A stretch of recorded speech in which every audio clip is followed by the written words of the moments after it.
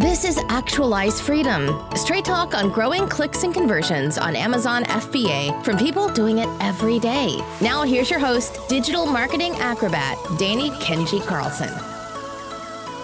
What's up, guys? Danny Carlson here with the Actualize Freedom podcast, and we have Mr. Henson Wu in front of us here. I'm really excited for this one, guys. It's going to be a really good one for reviews, and everyone cannot talk about reviews on Amazon enough these days, avoiding the negative ones, getting more positive ones. So without further ado, welcome to the podcast, Henson. How you doing out there? Doing great, and thanks for having me on, Danny. Excellent. So first thing I want to dive into is you have such a long background in e-commerce, right? You started out even before the turn of the millennia out here, back in the very infant days, just selling on eBay on the side when you had your 9-to-5 job going, right? So tell us a bit about the early days of e-commerce and what that was like way back in the day. Yeah, eBay, I've when I was young, when eBay was like back in 1994, 1995 is when eBay started coming out. And it was crazy because back then you could literally sell anything online and it was pretty much unregulated, meaning like if you post something, someone would buy it. And, back in the days, internet and communication isn't as advanced as it is now. So a lot of the products you buy, people are happy with it. And if there's something that went wrong, it's really hard to complain or, file like chargebacks, things like that. So it's very different back then. When I started, one of the first things that I was selling were like PlayStation mod chips and modified PlayStations and games and things like that. And that's when the compact disc CDs. I don't know if you, back in the days, we used to have CDs and CDRs where you can copy games. So, surprisingly, eBay actually allowed you to copy duplicate games and you can actually sell them online. So I could buy burned copies of games. They would buy it for like $2 and you can sell it for like $20, so there was some pretty crazy profit margins and returns. A lot of different products you can sell back in the day. I remember my friend in high school, he was selling, Back to the Future. They had the hoverboard, and someone actually came out with this blueprint on how to make a hoverboard at home. And obviously, it was a hoax, right? But it was this elaborate like PDF file. I don't even think they had PDF back then, but it was some Word document you can download. Let you build a hoverboard at home, and you could sell that for like $30, $40 on eBay, and people would buy it. So it was pretty crazy, and so yeah, those were the good old days when I started. You could pretty much sell anything. And then, people started getting problems. eBay started having more stringent regulations. And that's kind of how like the landscape has kind of changed over the years. As you can see, like there's a lot of restricted items. You can't sell certain things. So it was great back then when I started. And yeah, it's a bit of a Wild West. And like today, even I was just in the Philippines about 6 months ago, and I saw a few shops around that were basically movie stores like Blockbuster, but all with pirated DVDs. And so you could just buy all of these, completely illegal versions of all your favorite movies for $1, less than $1, whatever it was. So the piracy industry is still alive and well in the Philippines. So let's talk about what was the next steps after kind of the early Wild West days. You moved to, more developed, more legitimate business models in e-commerce. What was that like? Yeah, so, when I first started, I was very young. I was probably like 16 or 17. So like, back then it's like you could care less about rules and regulations, right? And as you grow older, you start realizing, all right, I need to create a business. I need to have a legit business license. I need to follow the rules. So I started off with a little bit of drop shipping and wholesale. So it was also eBay. So I would sell like just random products like media and DVDs and a lot of accessories back then. And it did really well because, you could create your own listing and, even though other people were selling the same products, you would still get traffic. And as long as you were able to calculate your profit margins and you get a good wholesaler, by volume, you can make pretty good income. And that's pretty much what I did during college and, the early part of my working career. Was just kind of understanding how e-commerce worked and then building a business that way. And eventually in 2013, I transitioned to Amazon because Amazon was kind of still growing at that time. It wasn't the popular platform. eBay was still very dominant back in 2013. And starting 2013 is when private labels really started becoming more popular on Amazon, and people started shopping more on Amazon because of Amazon Prime. And I think Amazon Prime is probably the number one reason why Amazon is here today and why eBay has kind of fallen off because consumers want to be able to get products as soon as possible, right? And because they were able to offer 2-day delivery, it was a great like magnet for buyers to come shop on their platform. So when I started Amazon back in 2013, 14, I was selling like cosmetics and clothing, and my family has a wholesale manufacturing down in Los Angeles for clothing. So, for me, I didn't really have to go through the sourcing route and find products in China and, deal with all that hassle of, getting the products in and then trying to make a profit margin. I can literally just make profit right away. I just had to create my own brand and my own line. So back then I was able to, figure out how to do it. And, we were doing pretty well. We hit 7 figures within 7 or 8 months. And back then there wasn't as many, like Amazon was pretty easy to rank. Like there wasn't too much competition. You could search for keywords and there might only be like 2 or 3 listings of one product. Now you search keyword, you get like 3 or 4 pages of the same product. So it's very different. There was no PPC. The ranking algorithms were a lot more lenient back then. So, there's a lot of ways to try to rank your product higher that are no longer available today. So yeah, I learned a lot from just being able to, sell on Amazon, sell on eBay. And back then there wasn't that many automation tools, and I had a very large inventory because I was doing clothing.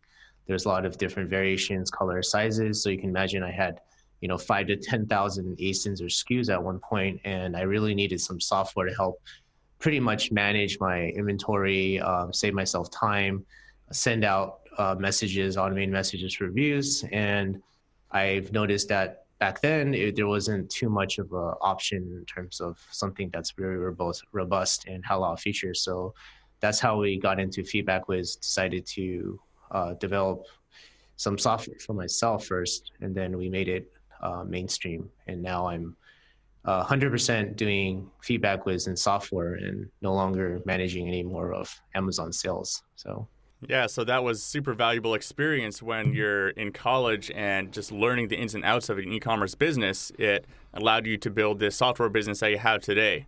And you're certainly ahead of me in college there. When I was in college, one, I went to college to be a carpenter, so it's not really applicable to anything I do today at all. So that was just kind of useless.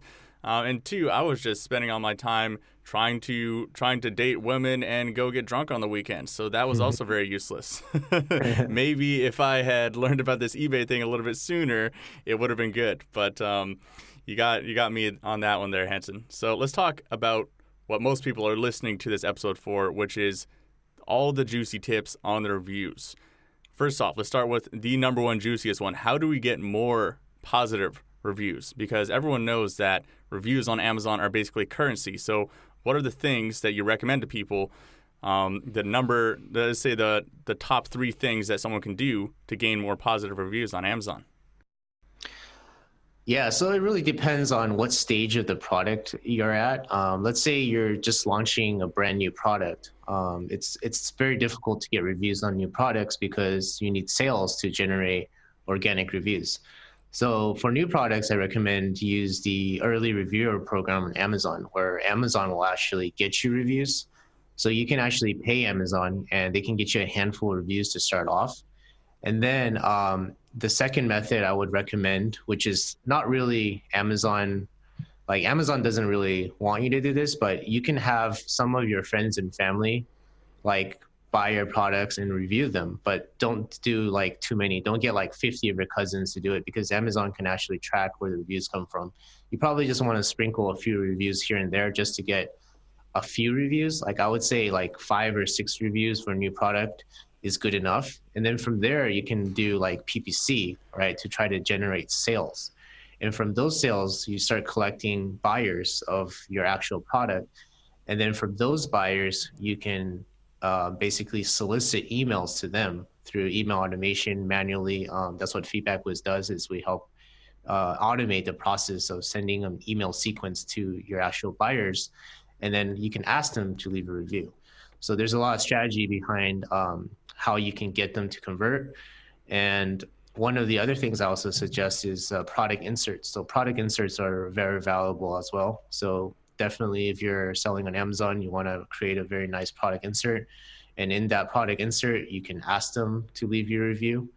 The one thing most sellers or new sellers don't realize is that you can't really manipulate the reviews anymore. You can't incentivize. You can't say, hey, here's a coupon code. If I'll give you 50% off, or next free product, you leave us a review. So those are kind of things are prohibited now. So you have to be very careful on how you ask for review. It has to be in a very neutral manner. Otherwise, Amazon will, you'll face this. And big caveat, guys, as well, with the asking friends and family to leave a review, that is definitely also black hat and can get your Amazon account suspended. So you do have to be very, very careful if you're going to do something like that. I don't recommend doing it, especially if you actually have 50 cousins. If you have one of these, Asian families that just is really, really massive, and you have 50 cousins you can get to buy it, that's probably going to be very, very trackable by Amazon, right? Yeah. So, be smart. If you're going to do some stuff that's against Amazon terms of service, then be very careful. And honestly, I would not recommend it personally. Just wanted to put that caveat in there. But continue on. Let's talk about the methods of using the follow-up emails to ask for reviews, because that is totally above the board as long as you do it a certain way. Is that correct, Henson? Yeah, that's correct. So Amazon does allow you to communicate with your clients. You just have to follow their terms of service, meaning there's certain things you're allowed to do and you can't do. And one of the things that a lot of sellers mistaken is they think that they can use the buyer-seller messaging system as a way to market products or send coupon codes, and those are all things that you cannot do. So if you start doing that, Amazon will flag you and you will get your account suspended. So the way to really be able to get reviews from your buyers is you have to set up some kind of email sequence. And even today, Amazon keeps changing the rules. So, back then, I guess you could send buyers as many emails as you want, but now a lot of buyers complain, so they have this buyer opt-out. So about 20% of Amazon buyers actually opt out of emails. So even if you send them an email, they won't get it. But the other 80% is still opted in. So you can still reach out to them. And to be able to successfully get reviews this way, you want to try to build a kind of a personalized sequence. So the first email you send out to them, you don't really want to be like, hey, thanks for buying the product, could you leave us a review? Like, most of the time that won't work because, most people just don't have the patience or the time and day to leave your review. So the strategy really is when the order gets placed or the order gets shipped, what you want to do is you want to send the client some information about your product. So you can send them a thank you, you can send them contact us links that say, thanks for your order, something happens. Please contact us if the product you got isn't as what expected. So that actually helps two things. It builds your initial relationship with the customer, and two, it actually can prevent getting negative reviews because you sent that email out, the customers know that if something happens, they can directly reach out to you rather than post a negative review on Amazon.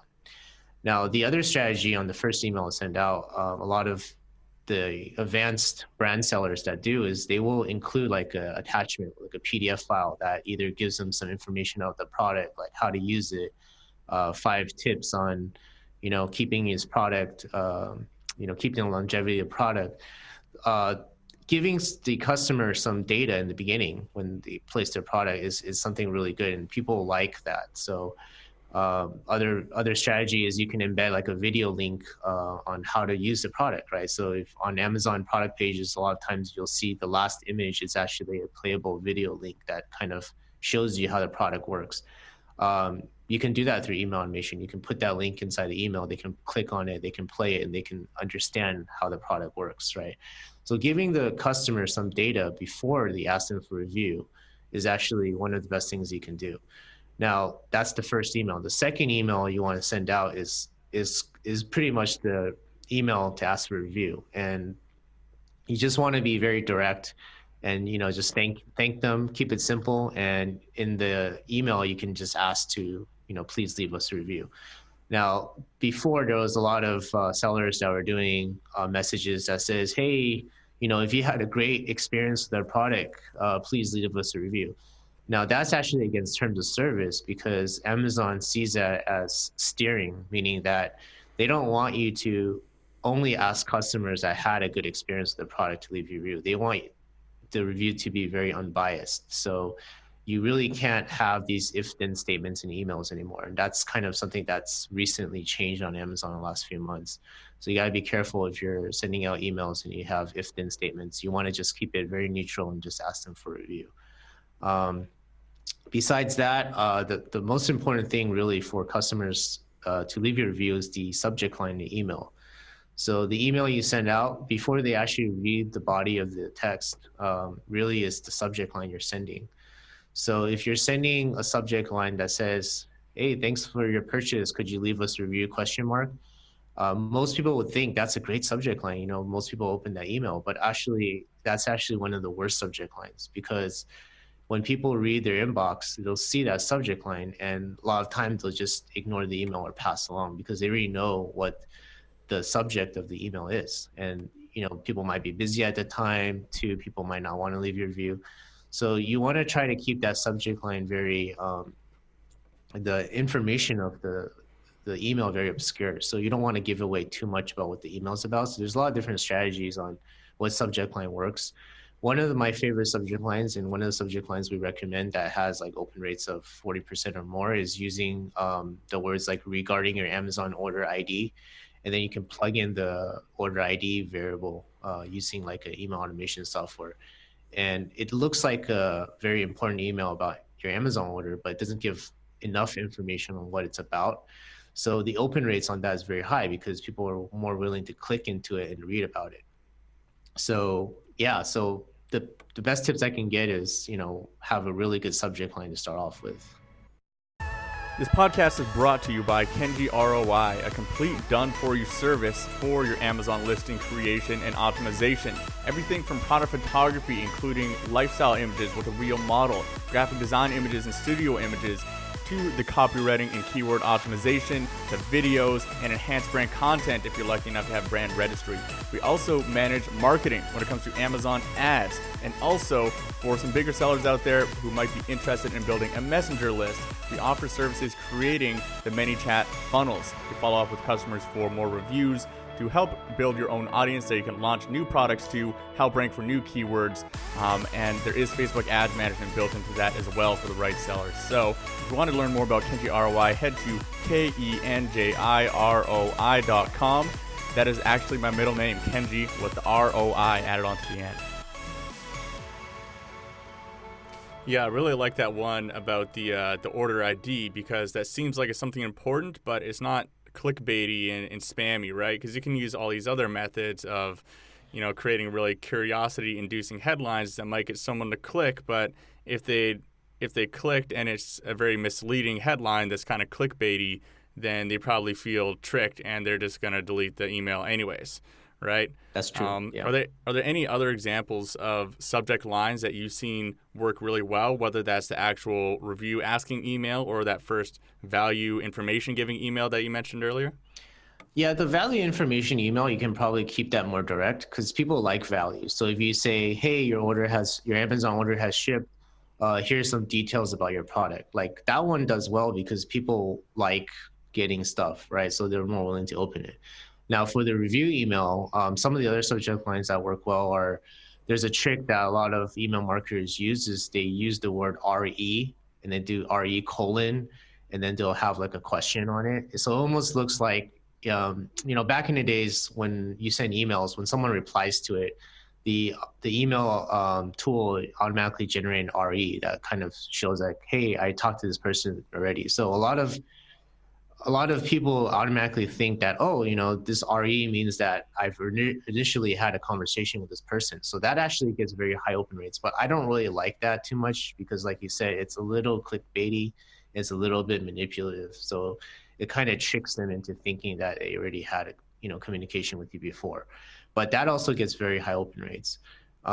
Yeah, so RE colon, like, did you get it, question mark, those are all like really good subject lines, get high open rates. But like I mentioned earlier, I think the best one is really just keep it something about the Amazon order, have those two keywords inside the email, and then don't really give too much information about what the email is.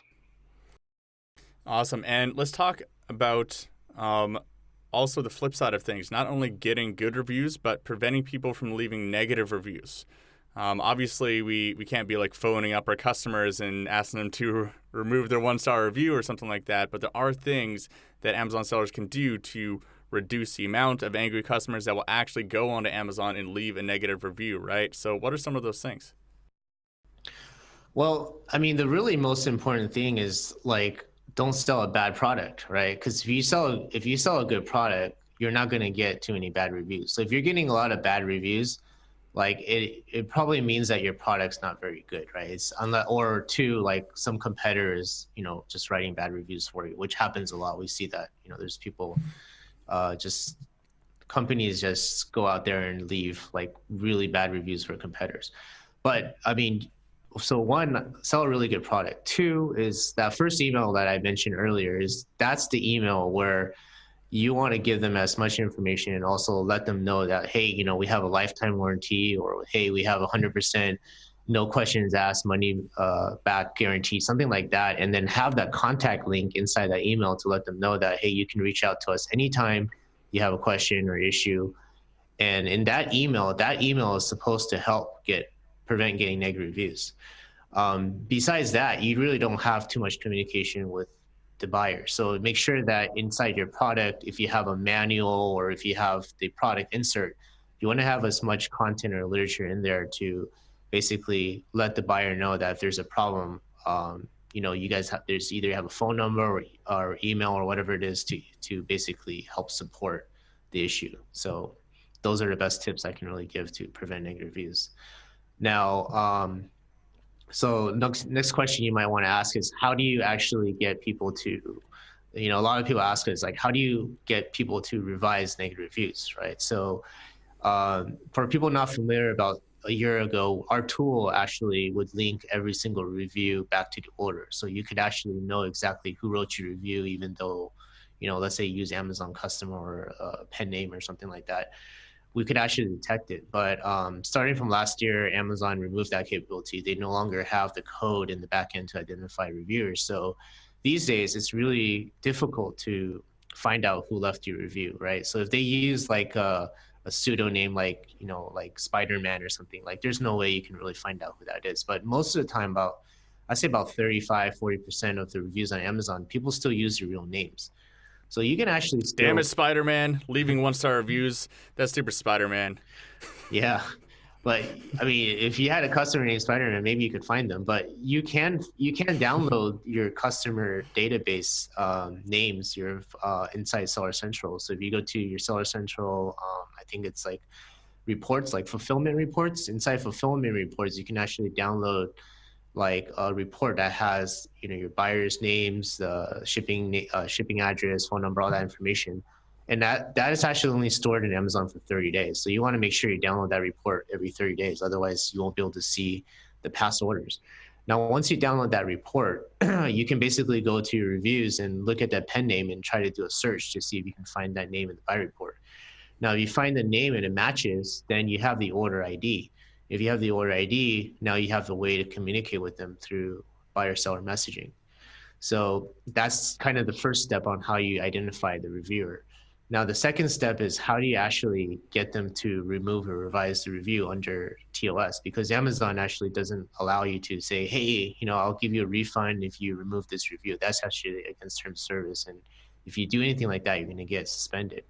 So what we recommend is basically try to get the initial communication with them, because a lot of time you send an email, people don't respond, right? So, if they don't respond, then there's kind of no hope. You might want to just give up. But in the first email you send out to them, you might want to reach out and just tell them that, hey, you're sorry for, whatever bad experience they had with the product.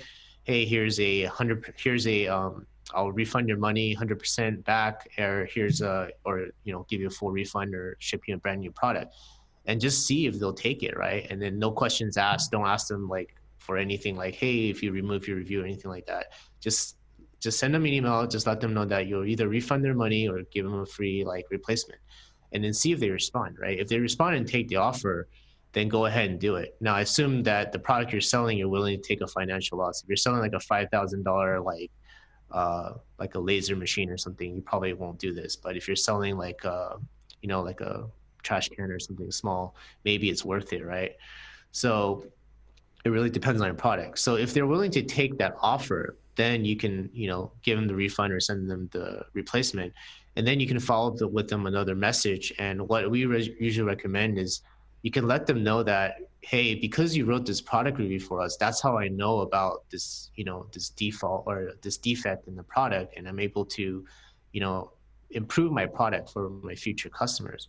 But I also want to let you know that, customer service could be part of, the review process, and kind of just let them know you're just giving them, how do you say, you're not telling them to revise the review, but you're letting them know that the review is not just about the product, it could be about part of the customer service journey. And just let them know that, hey, here's the review that you left, and you can send them the product review link. And if they click on it, they'll be able to see the review they left, and they have the ability to delete or modify the review at any time. So you can kind of send them a message that way, but don't ever mention or ask them to remove or revise the review. You just kind of want to kind of give them a hint, hey, here, I gave you a refund. Hope you're happy. And, there's a very good chance that they will remove the review. And based on the analytics we saw in the past when we had this review matching, believe it or not, about 40% of people actually did remove the review. And it's really good because these days shoppers really read the negative reviews. They only read like 1 or 2 star reviews, right? Because almost every product has like 2,000 reviews, 4.5 stars. Like, how do you differentiate? Do I buy product A or buy product B? I read the negative reviews and see what's wrong with the products, right? And if someone with a 1-star review modifies the review or updates it and says, hey, this brand, they reached out to me, they fixed my problem, fairly satisfied, just let you guys know that, if you have a problem, you'll be taken care of, right?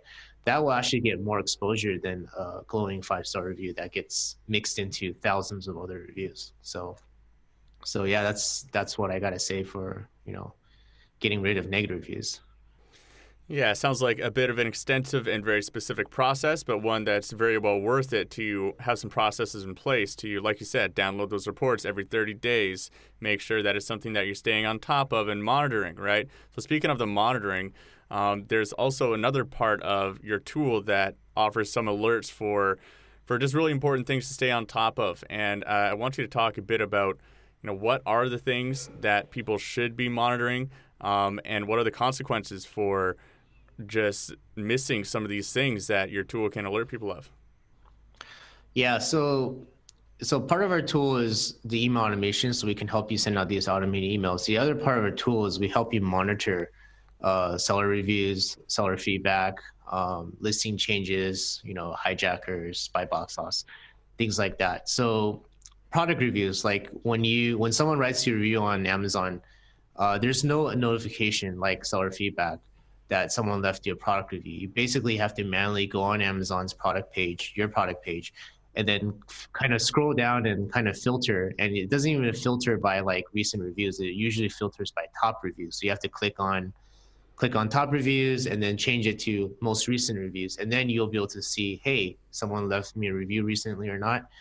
Well, Feedback Wiz, what we can do is we will automatically notify you when the review comes in. So we do this 4 times a day, and you'll get a notification email that basically tells you, hey, you got a positive or negative review from this product. Here's what they wrote.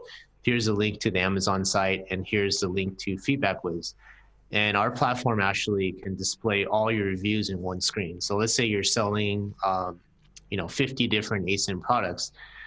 There's a view mode where you can see all the reviews come in by time, and there's a view mode where you can sort it by ASIN only. So you can basically click on it, expand, you can see all the reviews at once.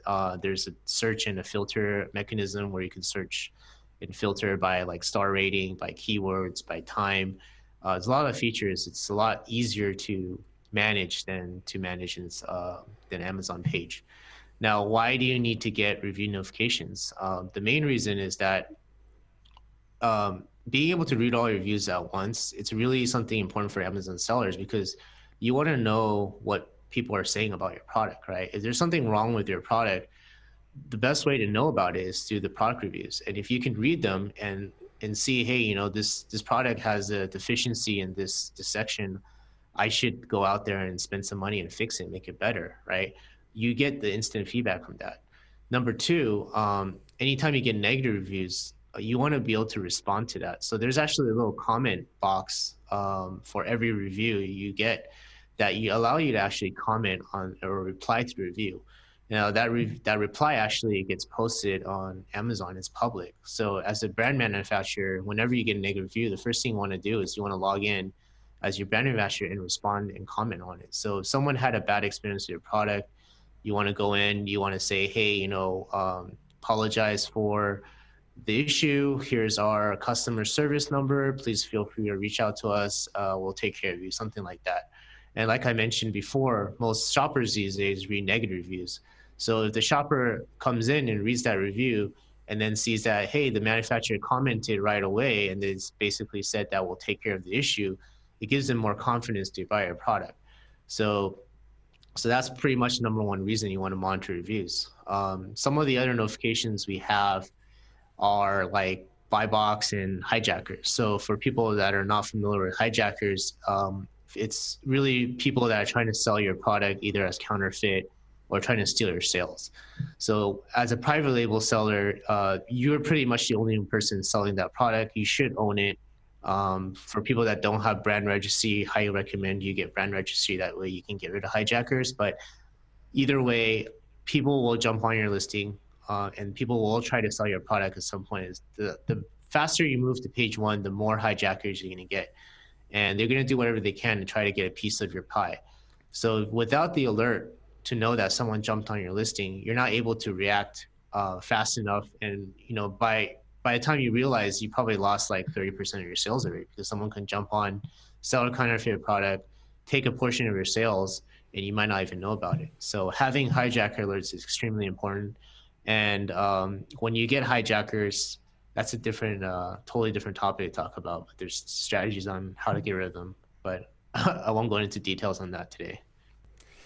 Yeah, super valuable to be staying on top of all that stuff, because like you said, the consequences for just letting that stuff slip, like having a hijacker on your listing or just leaving a 1-star review on there unresponded to, that customer is still mad, when you could go use that strategy to reach out to them to hopefully get rid of that negative review. There's a lot of things that it brings the power back in your control, right? If you're not monitoring these things, then you will wake up one day and realize there's been something there for a month that ended up costing you a lot of money, right? Doesn't matter what kind of business you're running. If you're not monitoring the most important things, then you're going to wake up to some nasty surprises every now and then. So super valuable tip there from Henson. So this has been a really interesting episode. People got a lot of value when it comes to removing negative reviews, how to get more positive reviews, how to get more alerts. And we thank you for coming on here. So if people want to reach out to you online or learn more about your tool and what you do, where can they do so, Henson? Yeah, you can go to our website. It's worldwideweb.feedbackwiz.com. That's our marketing site. You'll be able to basically explore all the features we offer. And we have a 30-day free trial. So you know, as a new Amazon seller, you can use it for 30 days. We even have a free plan too. So if you just started selling on Amazon and you don't have that many orders, we have a free plan that lets you send 150 emails a month for free. And you can actually use all the functionalities of setting up a sequence and sending out emails. So yeah, check us out, feedbackwiz.com. Awesome, Henson. And we'll put a link to that as well as all the other resources mentioned in this episode in the show notes at actualizefreedom.com. And guys, if you haven't already, please go leave us a review on iTunes, Stitcher, whatever app you're listening to this podcast, or on YouTube. Subscribe, do all that fancy stuff. If you give a thumbs down, I'm going to be real mad. If you give any kind of review less than, let's say, 4 stars, you know what? If you didn't like this one so much, 4 stars I can understand, but any lower than that, I'm gonna be real mad at you. Okay? So leave us a nice review. Give us a thumbs up. Just blame it on me. It's my fault, not yours. Maybe I'll have to hire Henson as a consultant to get some better reviews to start getting a bunch of negative ones here. Well, thanks again for coming on here, and thank you guys for listening to the Actualized Freedom podcast, and we'll see you next time. Peace. This podcast is sponsored by the Helium 10 suite of tools, and we at Kenji ROI have been using Helium 10 for more than 3 years now. They have so many tools packed into one, I don't think that there's a better value, and we use it all the time for ourselves and our clients, so we can actually recommend it from real experience. We use their keyword tracker to see how our product launches are doing, the keyword indexing tool to ensure that you're actually showing up for your main keywords. Super, super important step right there. And also Magnet and Cerebro, a really powerful combination for finding keywords your competitors are using or just finding new keywords to put into your listing in general. You should be using this on, at least a monthly basis to see if any new keywords are coming up, because new searches are coming up all the time, guys. Like, people are searching on Google. I forget the number, but a huge percentage of those searches are brand new, never been done searches. So if you guys want a discount code, you can use 50 Kenji ROI for 50% off your first month of Helium 10, or 10 Kenji ROI for 10% off for life. So that's a pretty good discount. You might as well. We use them and recommend them for years. So if you guys need that, you guys will definitely get good value out of Helium 10.